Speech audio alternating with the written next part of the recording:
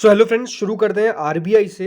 RBI के द्वारा देखिए एक बड़ा एक्शन लिया गया है करेंसी डेरिवेटिव्स के खिलाफ। अब ये बात ध्यान रखिएगा, आरबीआई ने ये जो पूरा नोटिस था ये पहले ही रिलीज कर दिया था और एनएससी बीएससी ने भी बता दिया था, लेकिन अब उसका इम्पैक्ट हमको देखने को मिलने वाला है। क्या कहा है? देखिए साफ साफ, bourses direct brokers to follow RBI circular on currency derivatives. और जो ब्रोकर्स है, अब वो दोस्तों ये जो सर्कुलर है ये पेश कर रहे हैं ऑन करेंसी डेरिवेटिव्स। और ये जो पूरा मामला है ये हमको समझना पड़ेगा। एक लेट इवनिंग सर्कुलर आता है और एनएससी बीएससी डायरेक्ट करते हैं कि जो आरबीआई का नोटिफिकेशन आया था 5 जनवरी को, कि वो किस तरीके से जो फॉरेन एक्सचेंज रिस्क है जिसके ऊपर हेजिंग होती है उसको रिस्ट्रिक्ट किया जा रहा है, उसके use of exchange traded currency derivatives जो ईटीसीडी जिससे हेज होता है। अब वो होगा कब से? From 5 April onwards. इसका मतलब क्या है? इसका मतलब ये है कि जो पिछले 16 सालों से यूज हो रहा था ईटीसीडी का, किसके लिए? हेज करने के लिए, वो बेसिकली अब एंड होता हुआ नजर आएगा। ये हमको यहाँ से खबर निकल कर आई। अब ये दोस्तों याद रखिएगा, होता क्या है, आपको करेंसी डेरिवेटिव्स के अंदर अगर ट्रेड करना है तो उसके ऊपर कोई रिस्ट्रिक्शन नहीं था, राइट। लेकिन आरबीआई ने दोस्तों ये जो मूव किया, ये जो एक प्रिवेंटिव मूव लिया, उससे इनके ऊपर रिस्ट्रिक्शन आ गया। इसका मतलब क्या है कि जो पहले वॉल्यूम हमको देखने को मिलती थी, जो हेजिंग देखने को मिलती थी, अब आगे ये माना जा रहा है कि वो हेजिंग उतनी नहीं हो पाएगी, वॉल्यूम मैसिव डिक्लाइन करेगी। कहा जा रहा है कि 60 से 70% तक वॉल्यूम डिक्लाइन कर जाएगी और अब उतनी आसानी से फॉरेन एक्सचेंज के अंदर या फिर जो भी करेंसी डेरिवेटिव्स में जो हेज होता था वो नहीं हो पाएगा। यहाँ पे आप देख सकते हैं, attention is drawn to RBI notification on risk management and inter bank dealings, hedging of foreign exchange risk. ये बेसिकली दोस्तों कॉपी जो है वो निकल कर आई थी और अब हम कह सकते हैं कि ये कंप्लीट होता हुआ नजर आ रहा है। इसके ऊपर निखिल कामत, जो आप जानते हैं जीरोधा के को फाउंडर, उनका भी बयान निकल कर आया। क्या बयान निकल कर आया आप ये देखिए। माफ कीजिएगा, नितिन कामत का बयान निकल कर आया। नितिन कामत ने क्या कहा? उन्होंने कहा कि Zerodha founder warns restrictions on unhedged currency derivatives could harm trading. सबसे पहली बात तो जो निकल कर आती है वो यही है कि इससे ट्रेडिंग पे बहुत बुरा असर पड़ेगा। दूसरी बात उन्होंने कहा कि जो न्यू रूल्स है ये हो सकता है कि currency tradings for regular traders को बिल्कुल खत्म कर दे। मतलब जो रेगुलर ट्रेडर्स जो करेंसी में ट्रेड करते थे उनके लिए अब कोई यहाँ पर ट्रेडिंग करने की जगह नहीं बचेगी, क्योंकि जो रिस्ट्रिक्शंस है वो काफ़ी ज़्यादा सख्त हैं।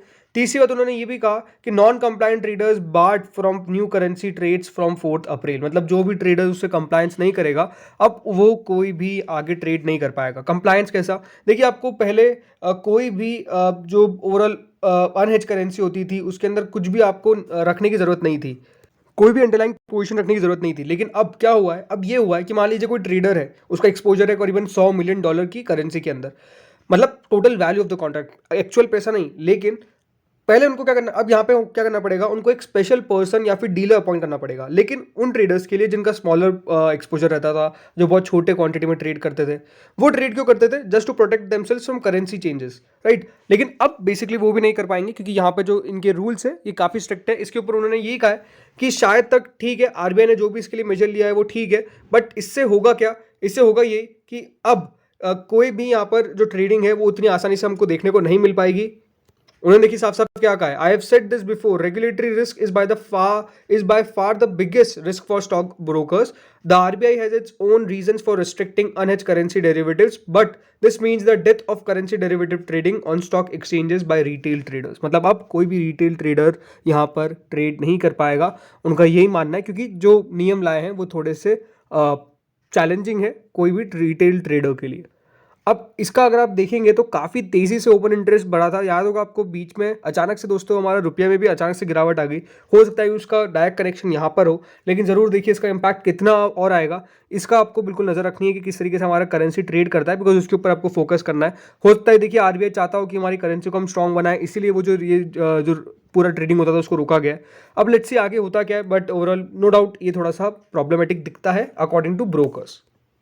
अब आते हैं मझगांव डॉक पे। आज काफी दमदार तेजी हमको देखने को मिली। मतलब अगर आप इसको खुद नोटिस करेंगे तो चार्ट बहुत ही ज्यादा इसका उतार चढ़ाव भरा रहा है। पहले एकदम से हमने देखिए लगातार तेजी देखी, फिर एकदम से लगातार गिरावट देखी, अब फिर से एकदम से हम लगातार तेजी देख रहे हैं। तो अपने आप में आप देख सकते हैं किस तरीके का इसका चार्ट है। 6 महीने में मात्र 5% की रिटर्न है, लेकिन आप अगर यहाँ पे डाउन साइड तो अपसाइड देखेंगे तो शेयर कितना तेजी से बढ़ा था आप देख सकते हैं। ऑलमोस्ट क्लोज टू 23% की रिटर्न आए, और अगर इसके ऊपर चल जाए तो 25-26%।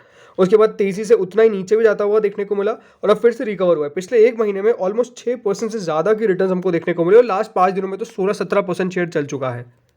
आज दोस्तों ऑलमोस्ट जो भी शिपिंग कंपनीज के शेयर्स हैं उनमें तेजी हमको देखने को मिली, जैसे मझगांव डॉक हो गया, कोचिंग शिपयार्ड हो गया।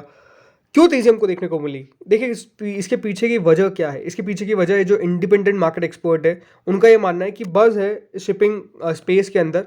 और ये जो हुआ है ये क्यों हुआ है? Because of the collapse of the Baltimore bridge in the US. आपको पता है हाल फिलहाल में जो उनका ब्रिज था वो गिर गया था बिकॉज एक शिप टकरा गई थी।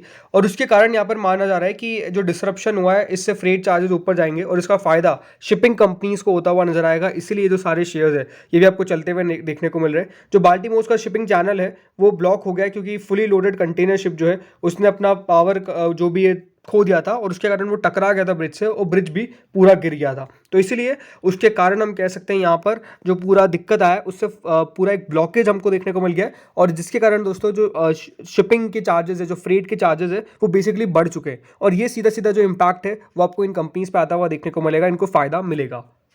देखिए स्पेसिफिकली इस कंपनी को लेकर मैं बात करूँ तो देखिए कंपनी शानदार है, इसमें कोई प्रॉब्लम वाली बात नहीं है। शेयर काफ़ी ज़्यादा चल चुका था, ये एक बात ज़रूर है।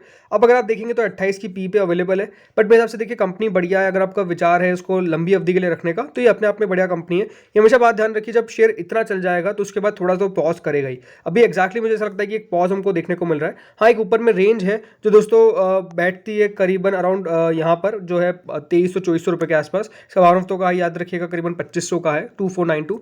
तो वो रेजिस्टेंस है जहाँ पर दोस्तों शेयर थोड़ा सा रुकावट दिख रहा है, बट फिर से 2000 के पार निकल चुका है और 2233 पे जाकर आज इसने क्लोजिंग दी है। तो ऐसा लगता है कि एक बढ़िया मूव शॉर्ट टर्म में देखने को मिल सकता है। बट हाँ, ये बात जरूर है कि इसके अंदर ज़्यादा अगर आप ट्रेडिंग का विचार रखते हैं तो थोड़ा सा कॉशियसली आप ट्रेड करना है।